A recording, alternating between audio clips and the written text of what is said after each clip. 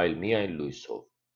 Եվ եթե այս չագերդյալ տարածված աղմուկը խռովություն կհիշեցնե որոշներուն համար, թող գիտնան, որ Քրիստոս ալ խռովեց տաճարը, ոչ թե սիրո բացակայությամբ, այլ սիրո կատարյալ արտահայտությամբ։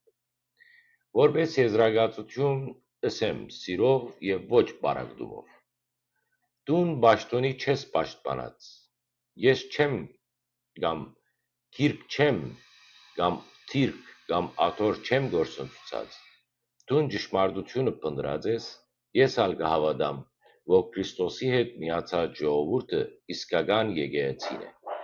Եվ այսօր սիրելի եղբայր, քեզի կխոնարհիմ եւ միասին կհաղորդենք, որբեսի մեր սրտերու մեջ միությունը կառուցվի ոչ թե երկյուղով, այլ սրբությամբ, սիրով եւ խաղաղությամբ եւ ճշմարտության անխախտ հավատարմությամբ։ Աստված օրհնե ձեզ։ Իսկապես ժողովուրդը կրնամակրել եկեղեցին։ Պատասխան բարեպաշտ ուղերձիմը։ Սիրելի քույրի Քրիստոս, քու նամակդ ոչ միայն ազնիվ էր, այլ հոգեպես բխած, ջերմ ու մայրական։